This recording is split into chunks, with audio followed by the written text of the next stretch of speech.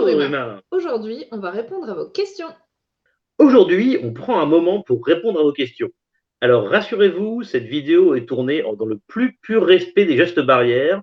On est bien chez nous, on est en visio et on est bien confiné. On vous a demandé de nous poser des questions et on n'a pas été déçus. On va essayer de commencer par les plus sérieuses. Oui, tout à fait. On a deux questions relativement similaires qu'on a groupées, qui nous ont été posées par Adrien et Mali. La question, Fanny, figure-toi, c'est comment est-ce qu'on s'est rencontrés et comment est-ce que ça a commencé dans la vie. Donc on s'est rencontrés il y a déjà un bon moment, c'était en 2014, à un événement qui n'existe quasiment plus aujourd'hui, c'est-à-dire un apéro blogueur. Vraiment, donc on était, hein, on va pas se mentir, hein, les deux seuls qui étaient geeks. Tout le reste c'était plutôt des blogueurs lifestyle. Donc bon, bah, on s'est retrouvés à deux dans un coin à parler de Doctor Who et puis, Tout à et fait. puis voilà, c'était parti. Et après, on a gardé le contact et on s'est retrouvés à bosser ensemble. Donc bon, on n'a jamais perdu cette habitude de parler de Doctor Who. Non, c'est vrai. Et pour répondre à la seconde partie de la question, comment est-ce que ça a commencé Énerve à vif? Bah, en fait, donc, comme tu l'as dit, Fanny, on bossait ensemble, on avait plein de goûts en commun, on avait été tous les deux blogueurs, on avait un peu laissé nos blogs de côté parce qu'on avait la flemme, qu'on n'avait plus le temps, qu'on savait plus trop comment faire. Et on s'est dit que ce serait sympa de faire un nouveau format, de faire un truc ensemble. Du coup, c'est comme ça qu'on a créé une chaîne YouTube. Alors, la question suivante vient de Vanessa. Elle nous Mhm. demande quel a été notre premier contact ou notre premier souvenir avec l'univers geek et SF en général. Moi, je dirais que mon premier contact, j'ai pas de souvenir précisément parce que je suis vieux maintenant, donc j'ai plus trop de souvenirs. C'est compliqué avec l'âge. Mais moi, les premiers contacts avec un univers geek, SF et pop culture au sens large, je pense que c'était les dessins animés qui passaient à la télé le matin quand j'étais petit. Alors, il y a bien sûr la série animée Batman, qui m'a beaucoup marqué, mais à l'époque, on était bercé avec Batman, les Tortues Ninja, plein de trucs comme ça. Moi aussi, j'ai des sœurs qui sont plus âgées que moi, qui m'ont fait découvrir des dessins animés de leur enfance à elles. Et du coup, mon premier gros contact science-fiction, ça a été la série animée Ulysse 31 qui retrace l'aventure d'Ulysse, mais en version science-fiction. Et j'étais complètement fan. Ça m'a rendu fan de l'Odyssée aussi, en général, tout ça. Bah, du coup, toi, t'as parlé de Star Wars. Moi, c'est ça, hein, vraiment le premier dont je me souvienne. Après, voilà, il y en avait peut-être d'autres, j'avoue, mais le Hmm. premier dont je me souvienne vraiment, c'était, bah, c'est mon père qui m'a enregistré sur cassette vidéo. Star Wars 5, parce qu'en fait, c'est celui que j'ai vu en premier. J'ai vu le 4 bien plus tard. Bon, j'ai compris quand même. Mais du coup, c'est vraiment celui que je préfère encore aujourd'hui parce que c'est plein de souvenirs. J'ai cassé la cassette à force de la regarder. Voilà. Il y avait aussi un autre film qu'on a énormément regardé avec mon petit frère qui était Batman Forever.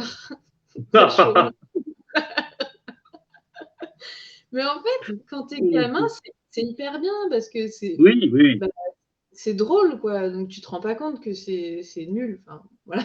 Mais C'est pas moi, non plus j'ai Batman et Robin. plein de fois. Je l'ai vraiment regardé plein de fois avec mon frère. On a même essayé de se refaire un revisionnage, je sais plus, il y a 2 ans, je crois. On a essayé de le revoir. On n'a vraiment pas tenu longtemps parce que le moment où il tape ses pieds comme ça, Batman, et puis t'as des patins à glace qui sortent, on s'est dit non, non, faut pas exagérer.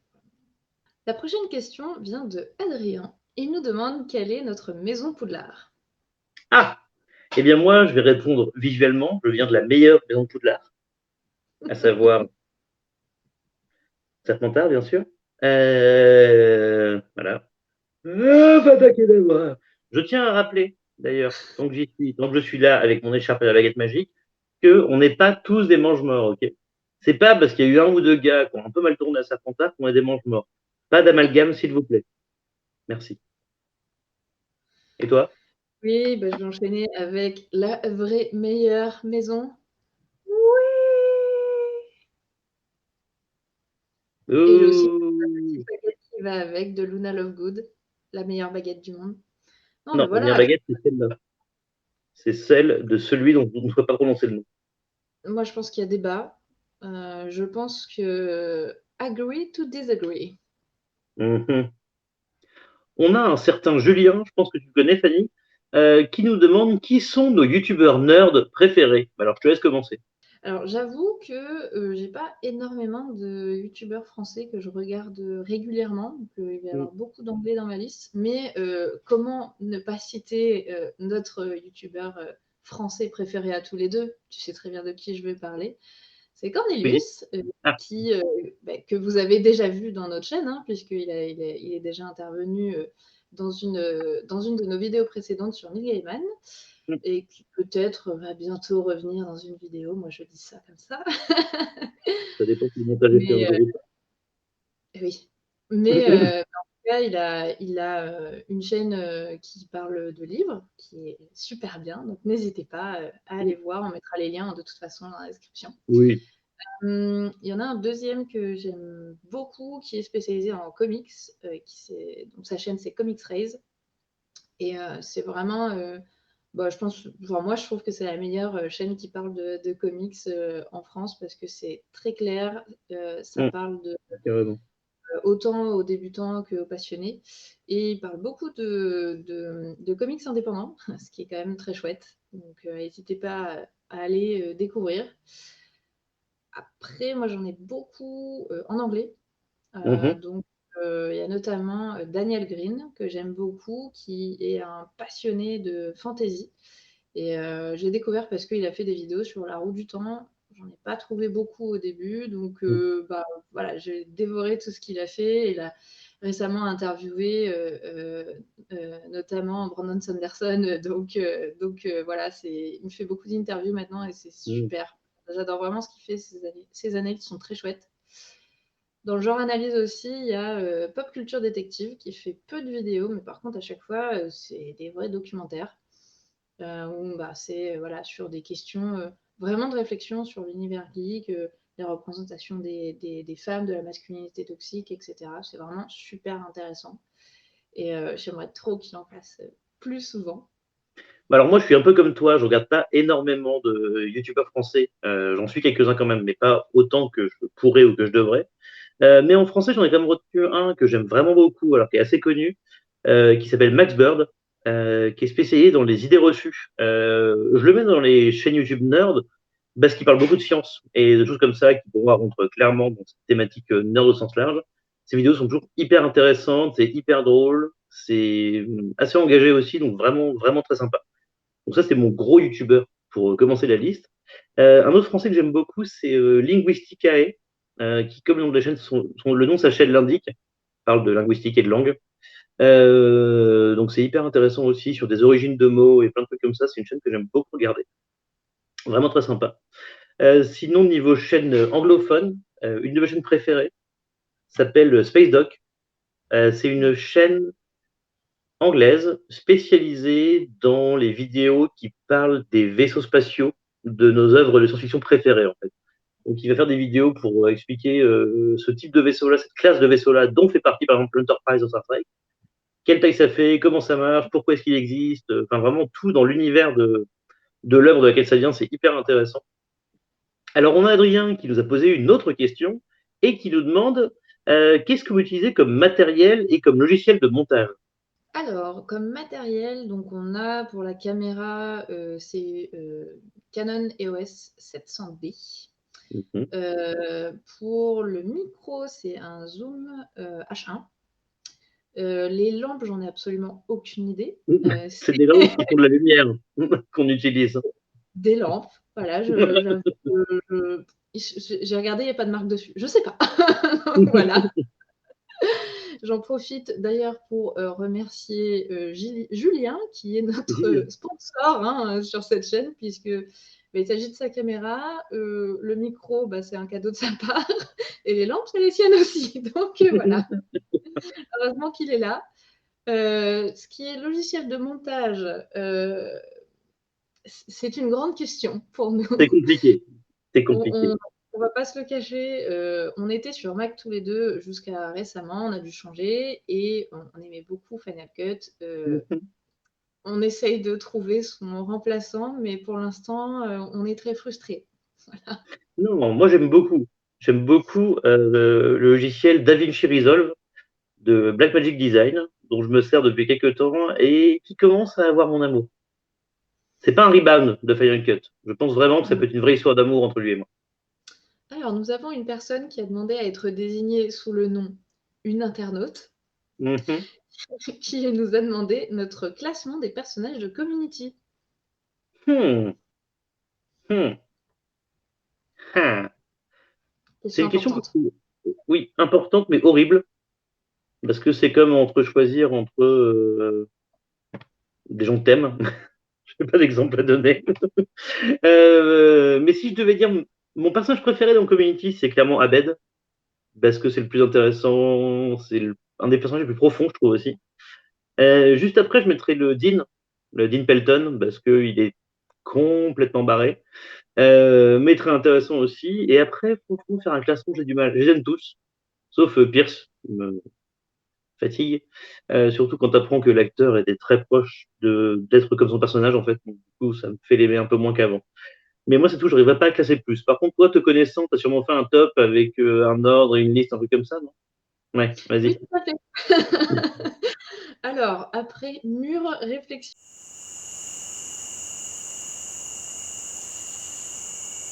On a une question de Maude qui nous demande si vous saviez dessiner, de qui aimeriez-vous raconter l'histoire en comics? Je suis un peu influencée par un bouquin que je viens de lire qui était super, c'était Circé de Madeleine Miller, qui prend en fait le personnage de Circé qu'on croise Ouais.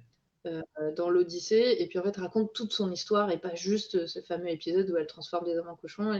Et j'aimerais trop faire ce genre de choses en version comics. J'aimerais trop Mmh. prendre des histoires de mythologie peut-être un peu moins connues, type mythologie plutôt des, enfin, soit des pays de l'Est ou asiatiques, ce genre de choses, et puis en faire des comics, ça serait trop bien. Mmh. Donc la prochaine question est de Harley. Elle nous demande si Harry Potter se retrouvait transporté dans l'univers de The Lord of the Ring, qui serait son meilleur ami et pourquoi? Ah, bah, c'est facile. Son meilleur ami, ce serait forcément Sam. Parce que imagine Sam, notre bon vieux Sam Gamgee, c'est exactement Ron Weasley, mais en beaucoup moins incompétent. Et on peut pas nier non plus les ressemblances entre Frodon et Harry Potter. En plus de ça, Harry, il tomberait sur Gandalf, il serait en mode pour l'aduler, machin, comme si c'était Dumbledore. Franchement, il serait comme à la maison dans l'intérieur du milieu. Ou alors, il pèterait un plomb, il passerait du côté obscur et il irait bosser pour Saruman. Ce qui est assez crédible aussi, connaissant Harry Potter. J'ai vachement moins réfléchi que toi. Voilà, on va pas se mentir. Gimli, Gimli, il est roux, bah voilà. Il va se sentir comme à la maison avec Gimli. Ça va être son meilleur pote. D'accord. Ouais. C'est tout. On a une question de Anaïs qui nous demande quel livre rêveriez-vous de voir adapté en film? Alors moi j'avoue, je rêve pas particulièrement de voir les œuvres que j'aime bien en film parce que je trouve que Mhm. souvent ça survole en fait et c'est relativement peu fidèle en général. Je préfère les séries. Et en fait, il y a deux de mes œuvres que je rêve de voir à l'écran qui sont en cours d'adaptation Mhm. de création du projet tout au moins. Donc j'en ai déjà parlé, hein, c'est de Sandman de Neil Gaiman. Mhm. Ah, la série, apparemment, elle est déjà écrite, elle n'est pas encore tournée. Et il y a aussi le Disque Monde de Terry Pratchett. Là, pour Oui, le coup, vaste, vaste monde. Je pense que la série, elle a été validée. Maintenant, le travail reste à oui, faire, mais tout à fait. j'ai très hâte. Ouais, tu m'étonnes. Bah écoute, moi, le livre que je rêve de voir adapté en film, il est aussi de Terry Pratchett, écrit à quatre mains avec Stephen Baxter, qui est aussi un auteur de science-fiction. J'en ai déjà parlé, mais j'en ai pas encore trop parlé sur cette chaîne. Ça s'appelle La Longue Terre. C'est une série en 5 romans de science-fiction.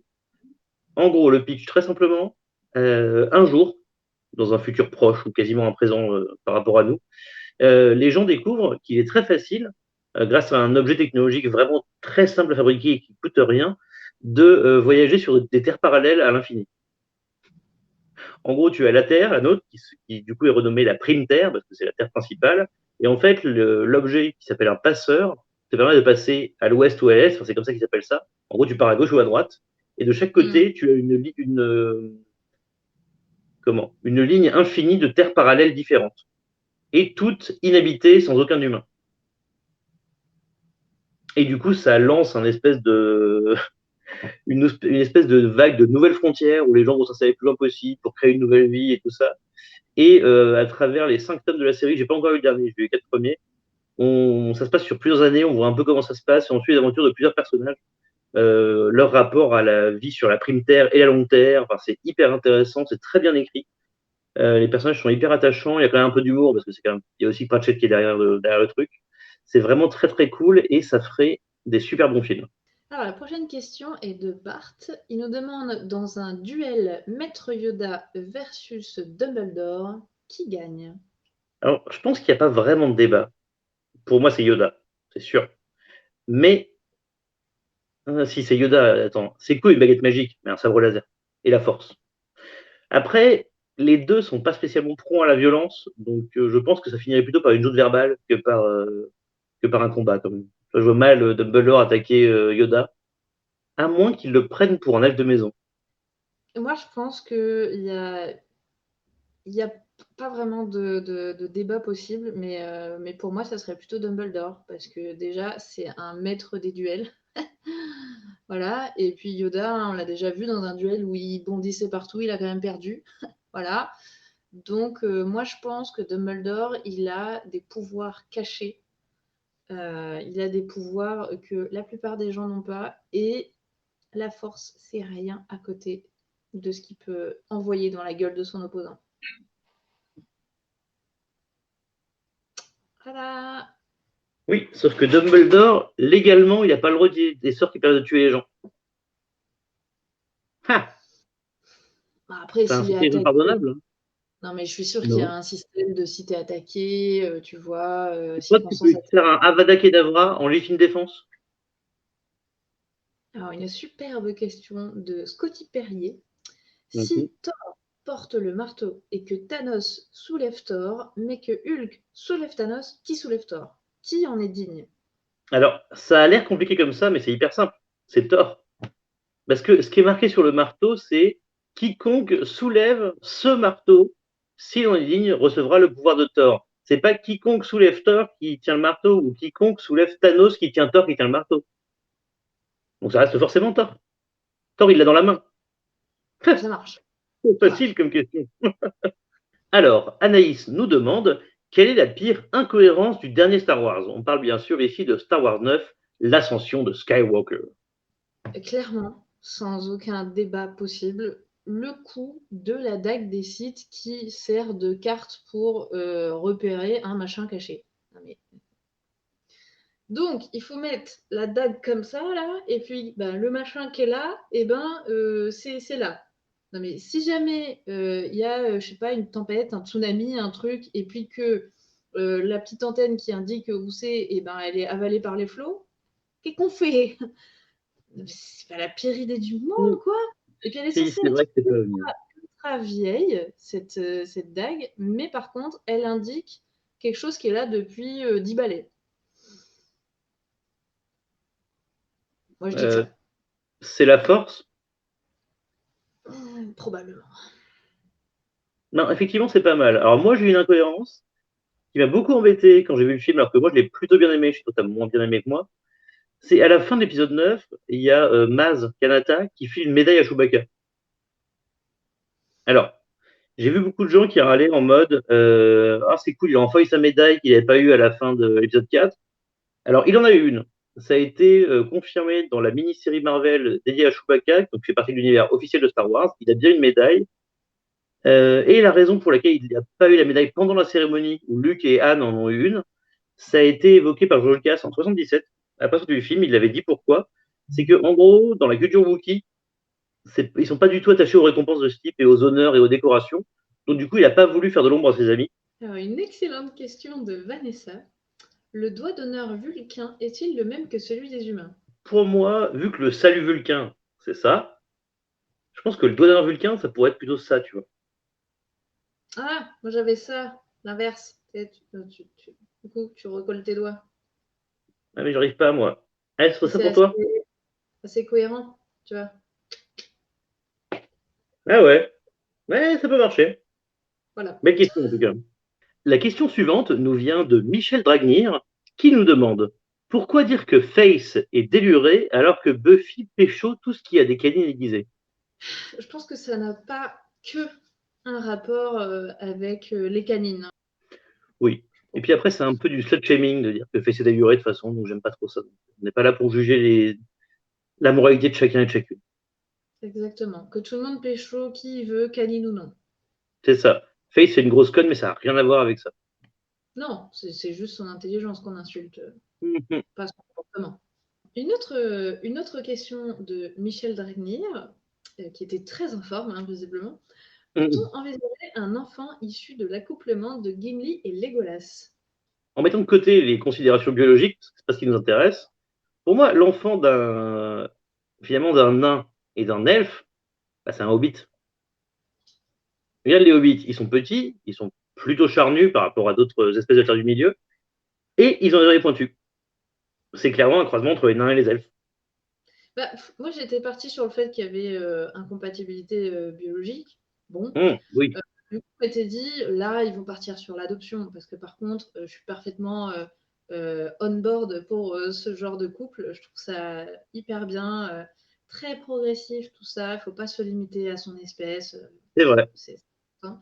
D'ailleurs, c'est pour la petite histoire, dans mon personnage de jeu de rôle, les parents de mon personnage sont un couple de deux hommes, dont un elfe et un nain. Donc, je suis parfaitement pour ce genre de Tout couple à parce que fait. ça fait des super papas. Voilà. Tout à fait. Ton personnage qui a été élevé dans la forêt par un couple interracial de druides homosexuels. Alors, on termine avec des questions de mode. S'ils n'avaient aucun pouvoir, quels seraient selon vous les jobs et les vies des super-héros? Est-ce que Peter Parker regarderait Les Marseillais aux Caraïbes? Est-ce que Bruce Wayne pointerait chez Pôle emploi? Alors, je pense pas que Bruce Wayne pointerait chez Pôle emploi, parce que même sans pouvoir, parce qu'il n'y a pas de pouvoir, mais si c'était pas un héros, si c'était pas Batman, bah, il serait quand même pété de thunes, en fait. Oui. Donc ça, il n'y a pas trop de problème. Je pense que du coup, il tomberait vachement dans son côté Playboy millionnaire, justement, tu vois. Tout le masque de façade qu'il essaie de montrer, il serait vraiment là-dedans. Je pense que Peter Parker serait un photographe un peu raté, parce que ça vient regarder la télé, probablement les Marseillais aux Caraïbes. Mais Mm. après, il y en a, tu vois, j'imagine Deadpool, par exemple. Enfin, Wade Mm. Wilson, du coup, il n'avait pas de pouvoir et qu'il n'était pas Deadpool, bah, il serait mort de son cancer, en fait. Voilà, Du fin. coup, voilà, fin. Alors, il y en a plein comme ça, en fait, sans leur pouvoir.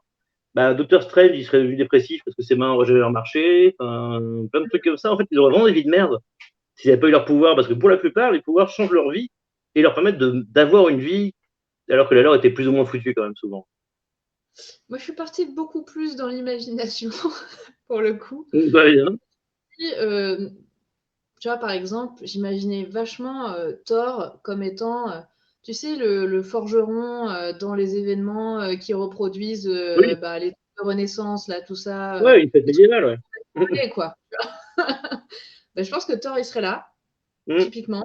Il ferait tous les marchés médiévaux tous les week-ends. Il serait, ben, il serait heureux comme tout, moi, je pense. Heureux comme tout. Après, j'ai pensé à Wonder Woman. Je la verrais Mhm. bien comme une activiste qui vit dans une ZAD, quoi, tu vois.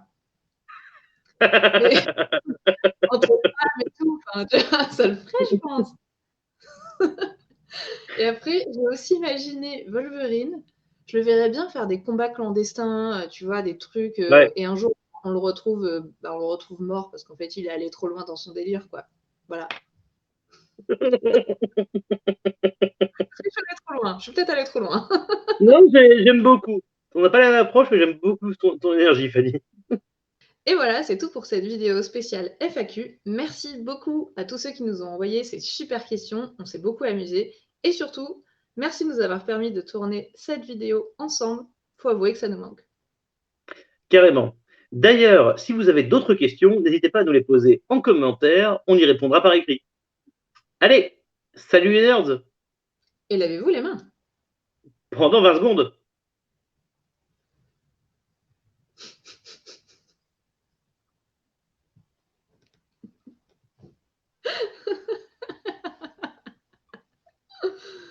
C'est beaucoup trop long.